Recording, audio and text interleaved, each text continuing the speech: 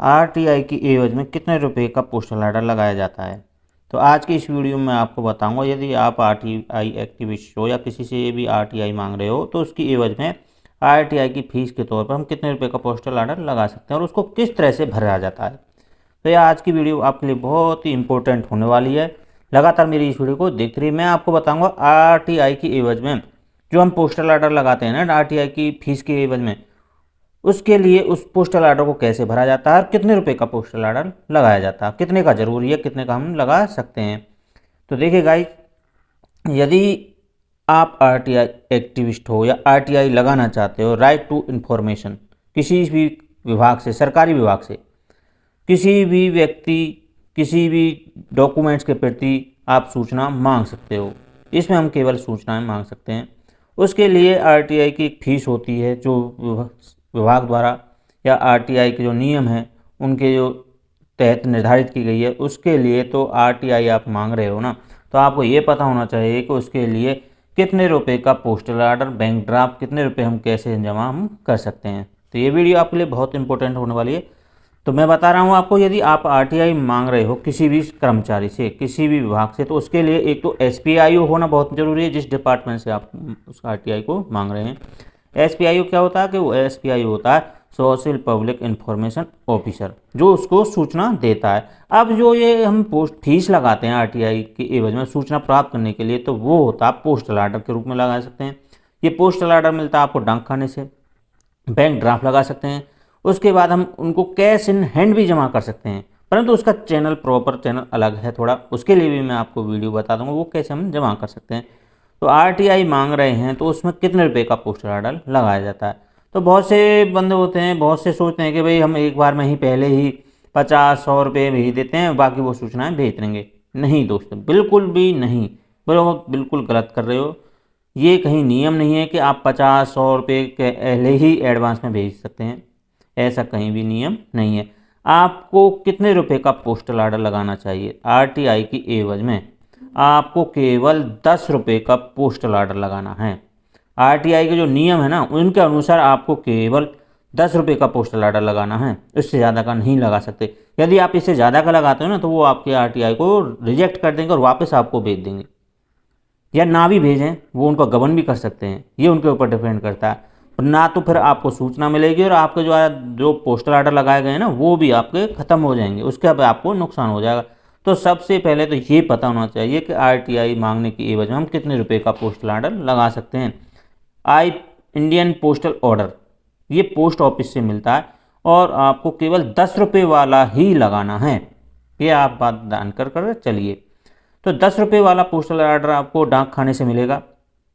डाक खाने से ये हमें 11 रुपये में मिलता है, जो इस पर है स्पष्ट लिखा हुआ है, यहाँ पर 1 रुपये कमीशन होता है, तो ये हमें 11 रुपये में मिलता है। अब ये पोस्टल आर्डर कितने महीने तक वैलिड होता है? वहाँ पर जो डाकिया होता है ना, पोस्टमैन होता है, उस पर मोहर साइन करके देता है। अब यहाँ पर लिखा हुआ है, इस देखिए, इसको जब आप पीछे की तरफ बदल कर देखोगे ना, यहाँ पर लिखा हुआ वैधता, यानी कितने दिन तक ये वैलिड होता है। जारी करने के महीने के अंतिम दिन से 24 महीने, यानी जिस दिन पोस्टमैन इसको जारी करता है ना, उसके महीने के, उस महीने के अंतिम दिन से, ये गौर करने वाली बात है, उस महीने के, चाहे आप 1 तारीख को ले रहे हो या 10 तारीख को ले रहे हो, तो परंतु वो गिनती में आएगा। यदि 30 का महीना है तो 30 तारीख से गिना जाएगा, 31 का है तो 31 से, उसके 2 साल तक, यानी 24 महीने 2 साल तक ये वैलिड होता है।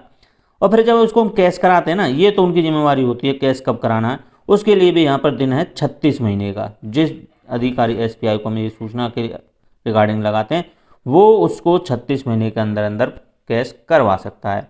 तो यहाँ पर वो सब कुछ लिखा है, पाने वाले का हस्ताक्षर, सब कुछ लिखा होता है। तो बात कर रहे थे कि आरटीआई की एवज में कितने रुपए का पोस्टल आर्डर लगाया जाता है। तो आरटीआई की एवज में केवल 10 रुपये का पोस्टल आर्डर लगाना है, इससे अधिक का नहीं लगाना है बिल्कुल भी। मैं आपको प्रूफ भी दिखा सकता हूँ, प्रूफ भी दूंगा, अगली जो वीडियो आएंगी मेरी उनमें बता दूंगा कि आरटीआई में केवल 10 रुपये का ही पोस्टल आर्डर लगाया जाता है। तो इसको भरना कैसे है? तो भरने की बात कर रहे थे, तो आपको सबसे पहले यहाँ पर देखिए मोहर लगे होगी आपके डाक खाने की, यहाँ साइन होंगे जो पोस्टमैन मास्टर होगा।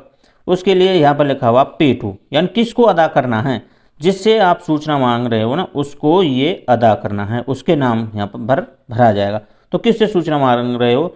तो या तो आप अंग्रेजी में लिख सकते हो SPIO, ये लिख सकते हो SPIO, ये होता है सोशल पब्लिक इंफॉर्मेशन ऑफिसर, जन सूचना अधिकारी।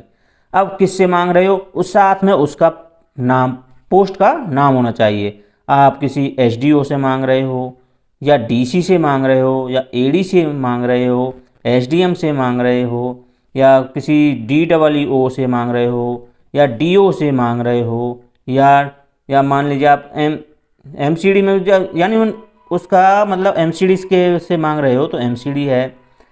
जिससे भी पब्लिक हेल्थ के मांग रहे हो तो उसमें कौन सा पोस्ट है, कौन सी अधिकारी है, वो आपको पता होना चाहिए किससे हम मांग सकते हैं। PWD का है तो क्या मांग SDO से मांगा जाएगा, या PWD के जो निदेशक होता है, डायरेक्टर है, उससे मांगा जाएगा। एलिमेंट्री एजुकेशन है तो उससे मांगा जाएगा। यानी उसको आपको पता होना चाहिए कि आप किससे मांग रहे हो, उसका नाम लिखा जाता है। तो यहाँ पर आपको P2 में लिखना है। जैसे मान लीजिए मैं किसी BO से या किसी से भी मैं RTI मांगना चाहता हूँ, तो यहाँ पर लिखूँगा जन सूचना। हिंदी में लिख सकते हैं आप, कोई बाउंडेशन नहीं है, अंग्रेजी में भी लिख सकते हैं। अंग्रेजी में लिखना है तो SPIO, हिंदी में लिखना है तो जन सूचना अधिकारी हो गया। ये तो जो लोक जनहित में जो सूचना जारी की जाती है उसका अधिकारी होता है जन सूचना अधिकारी। जन सूचना वह, मान लीजिए मैं किसी BO से मांग रहा हूँ तो खंड शिक्षा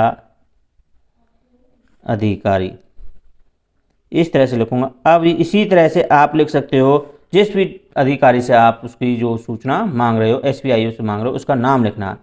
आपका खंड का है, ब्लॉक का है, डिस्ट्रिक्ट का है, स्टेट का है, सेंटर का है, वो यहाँ पर लिखना है। अब कहाँ का वो अधिकारी, कहाँ उसका एड्रेस है, वो आपको पता होना चाहिए, या आप नेट पर जाकर सर्च कर सकते हो। मान लीजिए मैं यहाँ पर वो लिख देता हूँ, मैं किस BO से ये सूचना मांग रहा हूँ, मैंने वो यहाँ पर अपना एड्रेस लिख दिया है। तो मैंने लिखा है जन सूचना व खंड शिक्षा अधिकारी, ब्लॉक लेवल से मांग रहा हूँ मैं, और उसमें मैंने ब्लॉक का नाम भी लिख दिया है। तो आपको यहाँ पर ब्लॉक का नाम लिख देना है। उसके बाद यहाँ पर ये देखिए 10 रुपये लिखा हुआ है।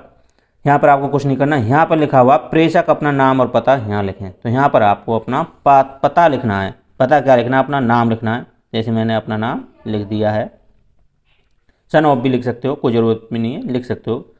यहाँ पर आपको लिखना विलेज आपका क्या है और पोस्ट क्या है। तो मैं यहाँ पर अपना विलेज एंड पोस्ट लिख देता हूँ।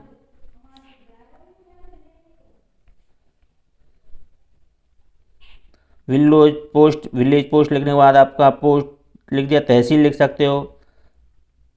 उसके बाद नीचे लिख सकते हो अपना डिस्ट्रिक्ट लिख सकते हो,